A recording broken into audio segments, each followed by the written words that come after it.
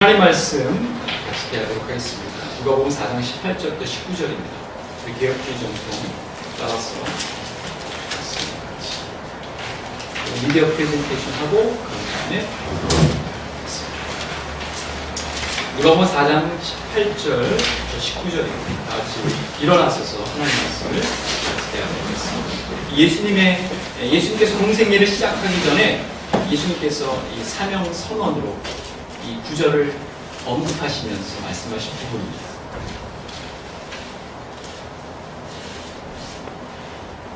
누가복음 4장 18절 19절입니다. 같이 읽습니다. 주의 성령이 내게 임하셨으니 이는 가난한 자의 복음을 전하게 하시고 내게 기름을 부으시고 나를 보내사 포로된 자에게 자유를 눈먼 자에게 다시 보기를 전파하며 눌린 자를 자유롭게 하고 주의 은혜를 전파하게 하시리라 하였더라. 앞뒤로 축복 인사를 나누시기 바랍니다.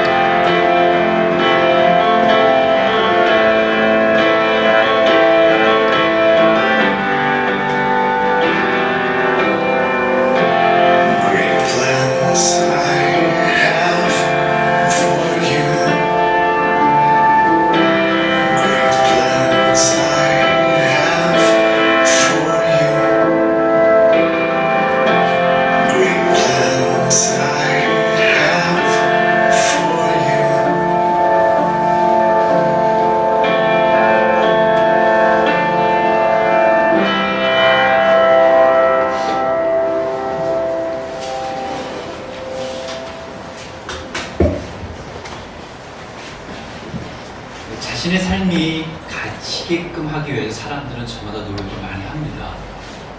사람만이 그런 일을 하죠. 내 삶이 헛되게 보내지 않도록 하기 위해서 나름대로 열심히 성실히 임합니다. 여러분, 성실히 열심히 일하는 사람들 보면 참 부럽기조차 하지 않습니까? 근데 여러분, 성실과 열심으로는요 엄지족 따라갈 사람은 없어요. 소위 자격증 쪽 따라갈 사람은 없습니다. 엄지족 이 화려한 손놀림 어떻게 따라갈 수 있겠습니까? 자격증 쪽은요 스스로 자기가 10개 이상은 돼야 된다고 생각을 하고 있어요. 10개 이상의 자격증 갖고 계십니까? 성심과 열심으로는 이 사람들을 쫓아갈 수 없어요. 근데요 성심과 열심만으로 잘 살아가는 게 인생인가 하면 그렇지 않습니다. 사람은 연약한지라 또 우리가 살고 있는 세계는 불안한지라 잘못하면 우리가 이를 그르치면서 열심을 낼 수 있어요. 다시 말씀드리면 열심으로 치자면 해커즈 쪽 쫓아갈 수 없습니다. 해커즈들은 늘 어떻게 해요? 그 해커즈 아닙니다. 우리 유해진 자매라는 그죠? 남의 인터넷망을 남의 인터넷 사이트를 훼손하려고 하는 사람. 그 사람들을 어떻게 우리가 이겨낼 수 있겠어요? 마음만 먹으면 해코지하려는 사람들의 그 열심 우리가 당해낼 수가 없습니다.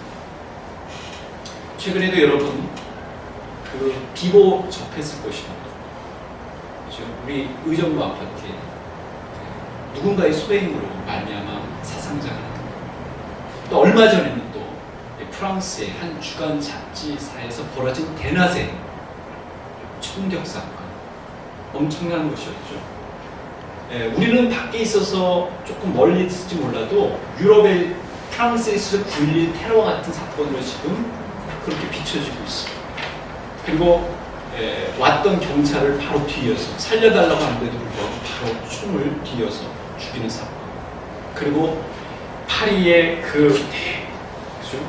그 사람들이 운집해가지고 나는 샤를리, 나도 샤를리, 너도 샤를리. 사람들이 펜을 들고 엄청난 사건이었어요. 이 사람들이요, 이 테러리스트 세 사람이 어떤 각오를 임했냐면 자기네들은 순교안을 작정을 임했다는 거예요. 이 사람들은 프랑스가 두 사람의 경우는 프랑스 국적을 갖고 있어요. 프랑스에서 출생했어요. 물론 이민은 알제리 출신 부모님을 뒤로 하고 있지만 놀랍게 그지하지 않습니다. 원래부터 그랬냐고요? 그렇지 않아요. 꾸란을 배우고 그리고 또 어떻게 해요? 알카에다와 연계되면서 자신의 삶의 목적을 방향을 그쪽으로 세웠던 것이고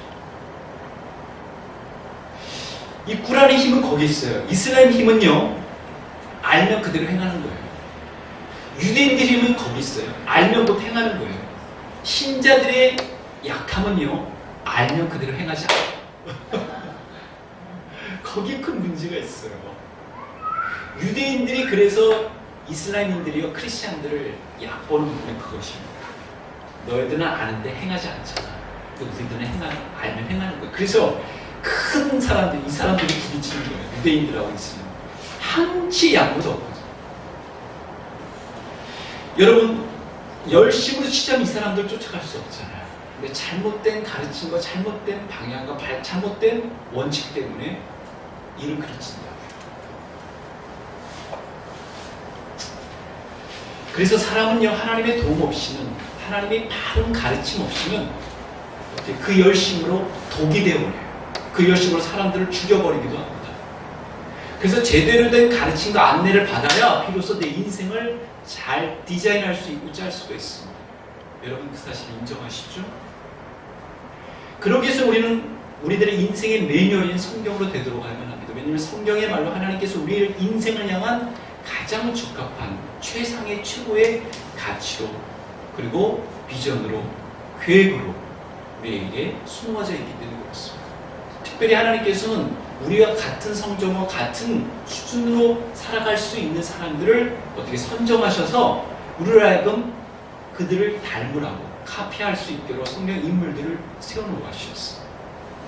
우리는 아브라함부터 해가지고 수많은 성경 인물들을 통해서 그들이 어떤 사명 선언으로 가득 차 있고 어떤 사명에 충실했는지를 알고 있습니다.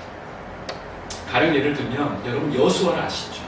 여호수아는 모세를 이어서 이스라엘 백성들에게 새로운 땅으로 진격할 수 있도록 이제 부름받은 사람이었어요. 그가 진격하고 있는 백성들이 안 움직이는 거예요. 그들이 벌써 세상에 푹 빠져 있어요. 그러자 여호수아가 뭐라 했냐면 너희가 섬길 자를 택하라. 오직 나와 내 집은 여호와를 섬기겠다라고 분명한 선언을 합니다. 그거에 움찔한 나머지 백성들이 어떻게 하냐면 우리가 결단코 여호와를 버리고 감동받은 거예요. 다른 신들을 섬기기를 하지 아니하노니라는 부분이 여호수아서 24장에 나옵니다. 그러니까요, 한 사람이 주인, 한 사람의 바로서는요, 그 여파가 분명히 있어요. 영향력이 있습니다. 여러분, 가정에 왜 내가 먼저, 또 공동체에 내가 왜 먼저, 일터에 내가 왜 먼저, 내가 속한 곳에 내가 먼저 왜 바로 설 수 있도록 주님 부르셨는지를 여러분 알고 계십니까? 사무엘은요, 마지막 사슬은 이스라엘 백성들을 영적으로 인도할 수 있도록, 그리고 어떻게 해요? 다윗에게 기름을 부을 수 있도록 그런 부름받은 사람 아닙니까? 근데 어린 사무엘을 준비해서 부르셔가지고 어떤 미션을 주셨냐면, 너희는 여호와께서 너희를 위하여 행하신 그 큰 일을 생각하여 오직 그를 경외하며 너희 마음을 다하여 진실이 섬기라는 미션을 백성들에게 알려주라고 하셨어요. 그리고 나서 백성들을 향해서 그가 어떤 다짐을 하냐면요, 나는 너희를 위하여 기도하기를 쉬는 죄를 이와 앞에 어떻게 해요? 범하지 아니하고 선하고 의로운 길을 너에게 가르칠 것인지 이라고 하셨어요. 그러니까 지도자로서 마땅히 백성들을 잘 인도해야 될 것이라는 굳은 확신에 차서 말한 선포이자 선언이었어요. 여러분, 에스라는 또 어떤 사람이었습니까? 이제 포로된 이스라엘 백성들을 어떻게 해요? 이제 끌고 가서 거기서 어떻게 해요? 주님의 백성답게 살 수 있도록 권면하고 격려하고, 그리고 어떻게 해요? 주님께서 또 새로운 일들을 또 착수하게끔 성전을 재건하라는 그런 역할을 할 수 있게끔 부름받지 않았습니까?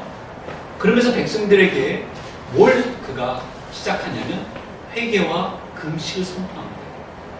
그래서 백성들과 함께 이제 위대한 일을 시작하려고 하는데 백성들 사이에서 큰 문제점들을 발견하기 시작해요.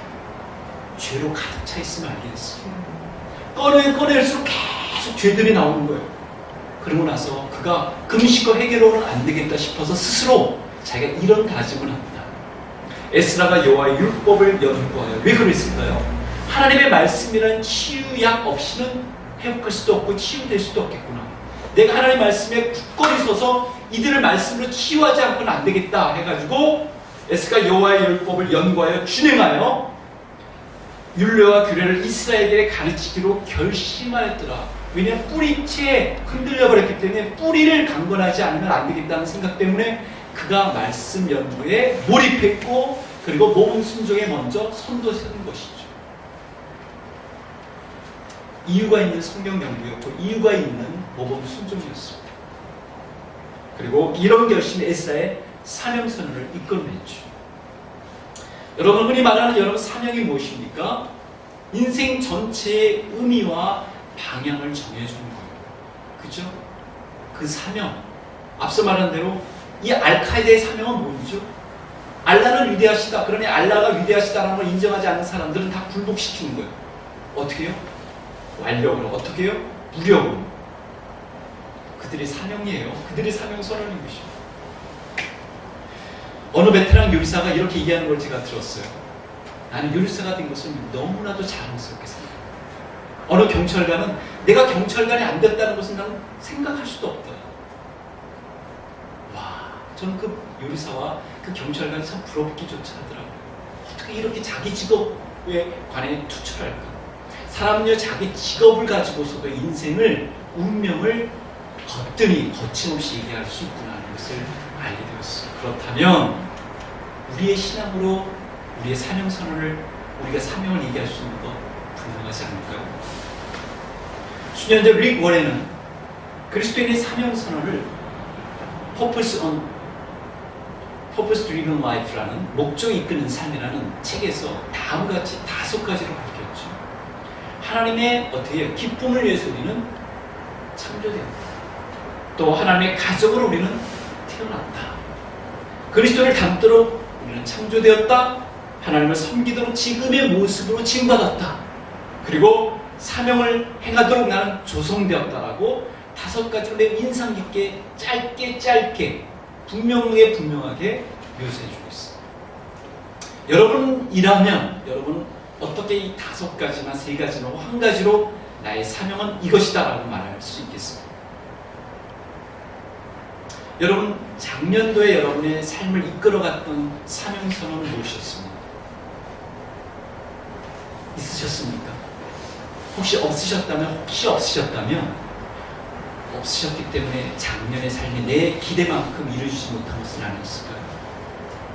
올해 잊고 또 간직하고 계십니까? 간직했다면 어떤 식으로 지금 구체적으로 지금 시행세칙을 설정해 놓으셨습니까? 신앙인은 일반인과 달리 다른 동기, 다른 방향, 다른 목적에서 새 설계를 하고요, 결혼 설계를 하고요, 노후 설계를 하는 법입니다. 이 모든 것들을 어떻게 해요? 총괄시켜서 잘 출항시키게 할 수 있는 것이 사명선언입니다. 주님도 사명선언과 더불어 어떻게 공생애를 시작하시지 않으셨습니까? 여러분, 어떻게 올 한해 사명선언으로 출발하시겠습니까? 또 하셨습니까? 우리의 캐치프레이즈는 분명합니다. 하나님의 영광을 위해 산다. 예, 그렇다면 성경에 여러 가지 다양한 캐치프레이즈가 있습니다. 그것을 하나 선정하셔서 올 한해는 나는 이렇게 살겠다라고 다짐하시는 일은 결코 낭비가 아닙니다. 그래서 사명선언을 작정하나 확인하기 위해서는요, 근데 이 전제가 필요합니다. 뭐냐면 하나님이 나를 부르셨다는 전제가 필요해요. 여러분, 하나님께서 부르신 다음에 사명을 줍니다. 그 부분을 우리가 어떻게 알 수 있냐면 그 사무엘을 통해서도 알 수 있어요. 사무엘을 부르신 다음에 어떻게 해요? 사무엘에게 사명을 주시거든요. 아브라함을 부르신 다음에 또 사명을 주셨듯이, 모세를 부르신 다음에 사명을 주셨듯이, 결국 부르시지 않는 다음에는 사명이 없죠. 그러니까 컬링이 있어야 미션이 있는 거예요. 여러분이 주님께서 부르셨습니다. 부르셨기 때문에 사명이 분명히 있어요. 근데 만약 사명을 잘 감당하지 못하면요, 깨닫지 못하면, 그 부르심의 자리를 못하면요, 우리가 이 세상 살면서 헛되게 살아갈 수도 있어요. 잘못 그릇되게 일을 그르칠 수도 있습니다. 얼마 전에 여러분, 참 부끄러운 부분인데, 갑질 논란을 일으킨 한 중년 여성이 갖고 온 여성이 SBS에 거기에 소개됐어요. 여러분 아시다시피 마트에서 막 남동을 부르면서 그 직원의 멱살을 잡는 게 나오면서 막 그렇죠. 누구 나오라고 해라 뭐 하면서. 근데 나중에 SBS가 뭐라고 잡았냐면, 나 8시 기도회 가야 되는데 하면서 SS를 했어요. 어쩌면 이게 극소수의 신자 교회를 다닌 사람이 현주소인지도 모르겠다는 생각이 머릿속에 지나갔어요. 같은 교인으로서 부끄러웠죠. 아, 나도 조심해야 되겠다는 생각을 갖게 되었어요. 소금이 맛을 잃어버리면, 빛을 잃어버리면 밟히는 거예요. 신자들은 다른 게 없는 게 아니라 아예 빛이 되든지 밟히든지 둘 중에 하나인데, 이렇게 밟히면 주님의 마음이 얼마나 가슴이 아프시겠습니까? 주님은 우리가 그렇게 밟히도록 하기 위해서 이 세상에 부르신 건 아니지 않습니까? 우리가 자녀를 기르신 분은 알겠고, 또 혹시 애완견을 좋아하는 우리 분들은 아시다시피 밖으로 나가면요, 애완견이 정말 세상을 향해서 보란듯이 나가는 거 원하지 않습니까? 자녀들이 보란듯이 세상을 향하는 거 원하잖아요. 일을 그르치는 거 원하지 않는단 말이죠. 우리 주님도 마찬가지입니다. 가령 예를 들면 여러분, 노래를 잘하는 사람들은, 노래를 잘하는 것으로 행복하는 사람들은 노래만이 아니라, 예를 들면 내가 유열에 그쪽으로 소속사에 들어가서 유열에 직접 지도를 받는다. 얼마나 행복하겠어요. 그렇듯이 하나님께서 우리를 하나님의 자녀로 삼으셨을 뿐만 아니라 그리스도의 제자로 삼으셨단 말이에요. 그건 놀라운 특권이죠. 그뿐만 아니라 주님은 우리를 특사로서 삼으셨어요. 대사로서. 우리 한국 사람들이요, 거의 예 없이 반기문 총장을 자랑스러워하는 이유는 무엇입니까? 그 한국인으로서 그쵸, 유엔 사무총장으로서 일을 감당하기 때문인 거 아닙니까? 마찬가지로 우리 하나님의 자녀로 부르심받는 것도 감사한데, 주님의 제자가 되고 하나님의 대사로서 이 땅에 부름받았단 말이에요. 이걸 아는 게 중요해요. 그걸 아는 사람만이 어떻게 해요? 사명감에 투철할 수 있고 또한 사명선을 할 수가 있습니다. 성경은 우리가 예수 그리스도의 것이라고 말합니다. 로마서 1장 6절 예수 그리스도의 것. 그래서 바울은요, 그리스도 예수의 사도로 부르심을 받은 나 바울이라고 분명히 내가 부름받았다, 예수님부터 부름받았다, 하나님부터 부름받았다는 사실을 분명히 명쾌하게 밝혔어요. 그런 자신이 부르신 하나님이 자신에게 어떤 미션을 주었는지도 이렇게 말합니다. 이 사람은 내 이름을 이방인과 임금들과 이스라엘 자손들에게 전하기 위하여 택한 나의 그릇이다. 그가 내 이름을 위하여 얼마나 고난받아야 할 것을 내가 그에게 보이리라는 말씀을 소개해 줍니다. 이방인들에게 사역에 자신이 일이 주어져 있음을 알면서 내가 이방인인 너에게 말하노라, 내가 이방인의 사도인 만큼 내 직분을 영광스럽게 여기노니라고 얘기합니다. 여러분, 우리가 해야 되는 일에 대해서 영광스럽게 여길 수 있는 조건은요, 이유는요, 배경은 여기 있어요. 하나님이 맡겨주셨기 때문에 그래요. 하나님이 맡겨주신 주부의 일, 하나님이 맡겨주신 학생의 일, 하나님이 맡겨주신 국민의 일, 하나님이 맡겨주시는 일터의 일, 그 모든 것이 그래서 소중한 것입니다. 그러니까 불신자들과는 다른 배경에서 내 역할을 인정하는 거예요. 바울은 내가 이방인의 사도인 것을 처음으로 영광스럽게 여긴다라고 얘기합니다. 그 일이 어렵고 그 일이 고단한 할지라도 부르심이 있었기 때문에 자신의 삶의 목적과 방향을 발견했던 바울, 우리가 본받아야 되지 않을까요? 앞서 말씀드린 사무엘, 여호와께서 사무엘을 부르신지라 사무엘은 말하는 말씀 없어서 주의 종이 듣겠나이다. 그래서 주님이 뭐라고 말씀하셨냐면 내가 이스라엘 중에 한 일을 행하리니 그것을 듣는 자마다 두 귀가 울리리라. 아주 인상 깊은 표현을 쓰셨어요. 근데 그 메시지는 어떻게 되어 있냐면, 잘 들어라, 내가 모든 사람을 흔들어 깨워 주목하게 할 일을 지금 이스라엘에 행하려고 하는데, 이런 뜻이 너를 불렀다는 거예요. 주님이 우리를 부르셔서 흔들어 깨우려고 하신다. 주님이 왜 부르셨는지를 잘 깨달으셨으면 좋겠어요. 여러분, 부르심이 있으면 앞서 말씀드린 사명입니다. 프레드 뷰크너가 이런 얘기를 했어요. 하나님이 부르시는 자리를 분명히 안다면, 그리고 내가 그 부르신 자리에서 내가 잘할 수 있고 또 하고 싶은 것이 있다면 그게 바로 소명이라고 했어요. 그렇다면 세상이 그것을 필요로 할 것이라. 여러분, 이 점 우리에게 귀한 지침을 주지 않습니까? 장래의 직업을 또 찾는 청년이 될 것, 혹은 또 우리의 맡겨진 일을 감당하는 주부일지라도 장년층, 청년층 가릴 것 없이 바로 자신의 자리를 분명히 깨닫는 일을 주옵니다. 여러분, 주님께서 여러분을 부르셨다는 것을 믿고 확신하고 계십니까? 아브라함이 정든 고향을 떠날 때요, 주님께서는 분명한 목적지를 알려주지 않으셨어요. 그냥 가라고 하셨어요. 근데 가야 되기 전에 뭐를 요구하셨냐면 익숙하고 정든 곳과의 결별을 요구하셨어요. 그러니까 하나님의 뜻대로 살려면요, 어떻게 해요? 정든 곳과 익숙한 곳의 결별이 전제되어야 되는 것이에요. 많은 사람들이 왜 미션을 수행하기를 꺼려하냐면, 그 미션을 수행하려면 익숙하고 정든 것과의 과감한 결별이 일어나야 하기 때문에 그래요. 교회로 들어올 때만 하더라도요, 교회를 들어오려면요, 세상과는 일정하게 등지어야 되는 것이고, 세속주의하고는 어떻게 해요? 담을 써야 되는 것이고요, 세상의 유혹과 어떻게 해요? 그 압력에 대해서는 내가 분명하게 어떻게 해요? 그럼요, 그것을 하지 못하면요, 내가 교회 안으로 들어온 것이 아니에요. 정든 것과 익숙한 게 결별이 필요합니다. 미션을 수행하기 위해서. 여러분, 하나님이 가라고 하신 곳에 계십니까? 교회만 하더라도 마찬가지예요. 그렇죠? 우리는 신생교회입니다.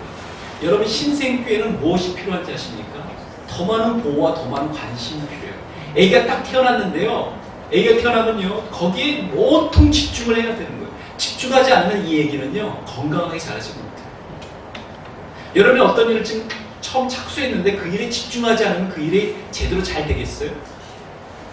그래서 많은 한국교회 처음 시작에 3년에 결정짓는데 3년 동안에 사람들이 그걸 못해서 결국 3년 안에 교회는 결정됩니다. 새로운 몸된 교회를 세우려면요, 그런 의지와 열정이 없이는 개척교회에서 같이 합류할 수 없어요. 주님은 한 사람 사람 필요해서 다 이곳에 오게 하셨습니다. 우리가 이곳에 있는 것은요, 이곳에 머무는 기간 동안 하나님께서 우리를 향해서 갖고 계신 뜻을 발견하도록 하기 위함인 것입니다. 그래서 그 머무는 기간 동안 하나님께서는 혜택도 주시고 축복도 주시고 고난도 주시고 연단도 주셔요. 여러분, 애기였을 때 우리 저를 포함해서 다 기억 못하잖아요. 애기였을 때 얼마나 많은 손길이 깃든지 비로소 아기를 키우는 입장이 되면 안다고 하더라고요. 마찬가지입니다.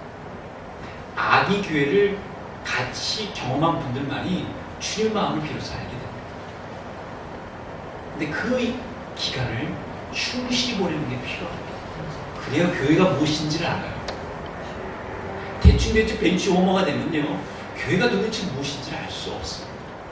누군가를 위해서 눈물을 흘리는 것이 무엇인지를 모르고요, 내가 그렇게 어느 정도에 살아갈 수 있는 것이 누구의 절규로 인해서 되는지도 모른단 말이에요. 우리가 소명을 발견하여 사명감에 투척할 때 원치 않는 위기와 역경을 맞이할 수 있어요. 여러분, 다니엘도 그랬고 에스더도 그랬어요. 다니엘과 에스더를 한번 열어보십시오. 자기가 주님이 바라신 방식대로 살려고 했을 때 그 기도했잖아요. 기도 때문에 위기를 맞이해요. 이게 역설입니다. 하나님 앞에서 기도를 했는데 그 기도 때문에 위기를 맞이해요. 근데 기도로 극복해 나가죠. 이게 신자들이 풀어나가는 방식인 것이에요. 에스더는 죽으면 죽으리라고 하지 않습니까? 그렇게 해서 기도를 했어요. 때로는 위기를 극복하려면요, 그런 결단이 필요합니다.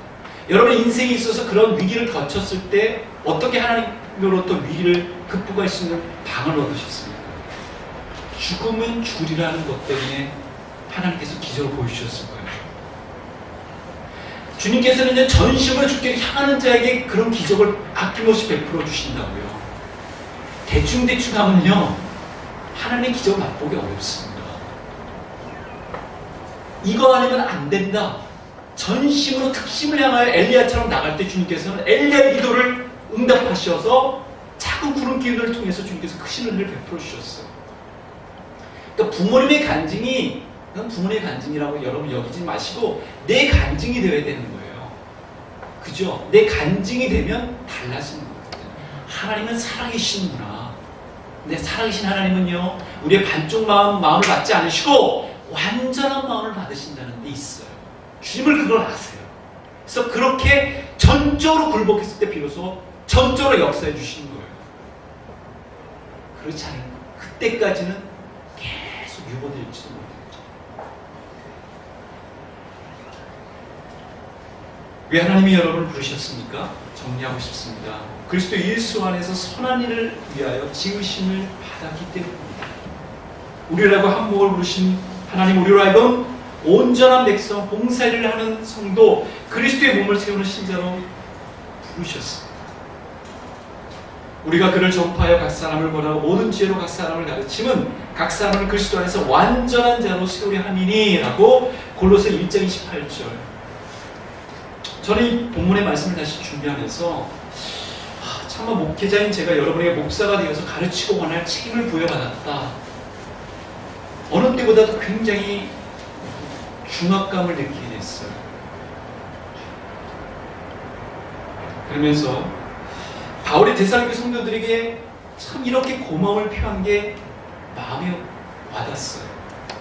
이러므로 우리가 하나님께 끊임없이 감사하는, 너희가 우리에게 들은 하나님의 말씀을 받을 때 사람의 말로 받지 않고 하나님의 말씀으로 받으니 진실로 그러하도다. 이 말씀이 또한 너희 믿는 자 가운데서 역사하느니라 라고 데살로니가서 2장 14절 말씀을 통해서 말해줍니다.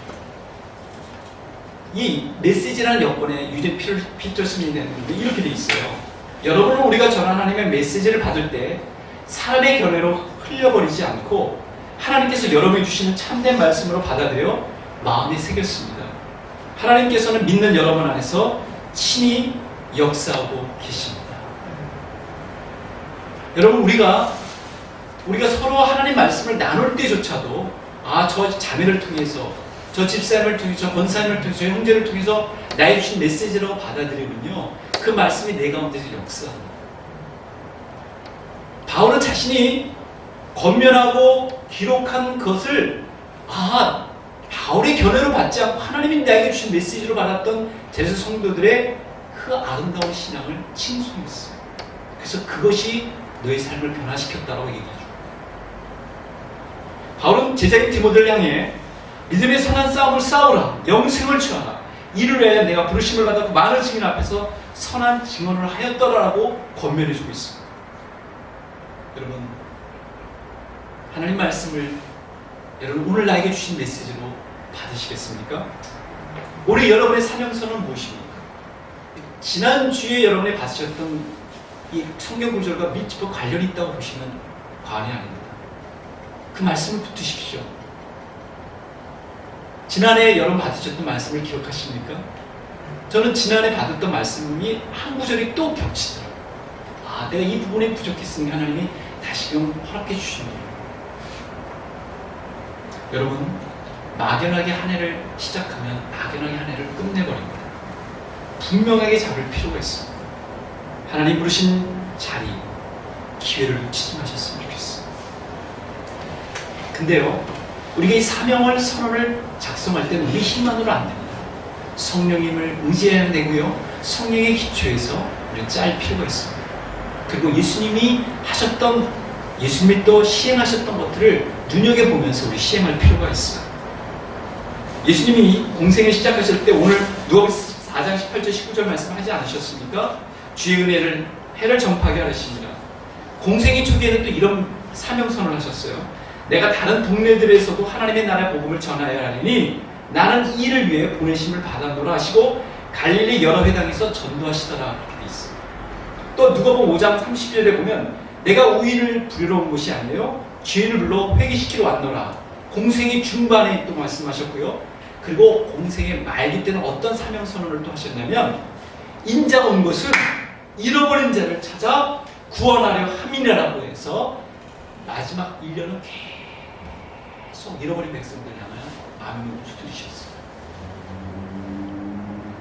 1세기 전 저희가 예전에 한번 나눴는데요, 한국 땅을 밟은 선교사들은 사명감에 가득 찼죠. 그중 한 여선교사의 경우가 더 그러했는데요, 루비 켄트릭이라는 여사는 미국 난감교회 여선교사로서 방한했습니다.